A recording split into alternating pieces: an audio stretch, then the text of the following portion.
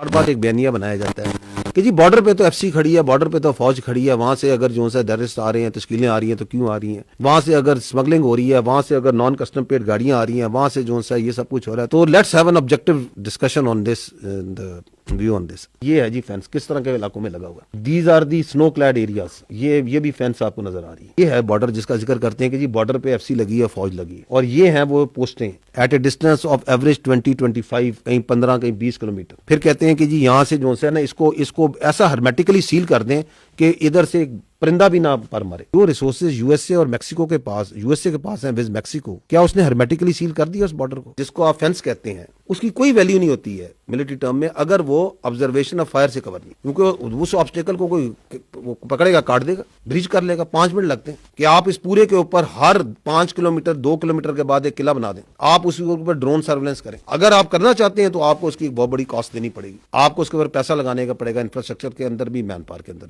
आप सिंध के बॉर्डर के साथ चल जाए, पंजाब के बॉर्डर के साथ चल जाए, कि आपको वहां पे डिवाइडेड विलेजेस या डिवाइडेड आबादियां मिल रही है कि बिल्कुल बॉर्डर के ऊपर बैठे हुए। यहाँ पे there are 29 tribes which are divided, जिनकी आबादी इधर भी है उधर भी है, बिल्कुल एन बॉर्डर पे। उसके अंदर कैसे आप वो मूवमेंट कंट्रोल करेंगे? जो बॉर्डर्स होते हैं, मैं पहले भी कई बार अर्ज कर चुका, they are always mutually guarded, दोनों मुल्क करते हैं। अब दूसरी तरफ एक ऐसा मुल्क है जहां पे जो उनकी पोस्टें हैं वो पहले जो है आपकी पोस्ट को एंगेज करती थ्रू फायर, और वहां पे शुरू हो जाता है एक्सचेंज, और फिर वो जो है दरमियान में जो गैप्स हैं वहां से पार कराते हैं। आप चले जाएं स्पेसिफिकली जो एरियाज आपको ज्यादा टेररिस्ट प्रोन नजर आते हैं, you will not find any administration over there, hardly 5%, 10%, बाकी नहीं है वहां पे। go to तीरा, Khyber, and you will not find any sort of governance। ना आपको वहां पे कोई अदालतें मिलेंगी, ना आपको वहां पे कोई वो डिपार्टमेंट्स मिलेंगे जिन्हें लॉ एनफोर्समेंट और रिट ऑफ गवर्नमेंट को करना। तो एक हिंटरलैंड में आपकी एडमिनिस्ट्रेशन के इश्यूज हैं, then you are right at the border, you have populations across दोनों साइडों पे। जो टेरर क्राइम नेक्सस है, इसकी आपकी साइड पे, पाकिस्तान की साइड पे जो यहाँ पे फितना और खवारिज के सेल्स हैं जो मौजूद हैं,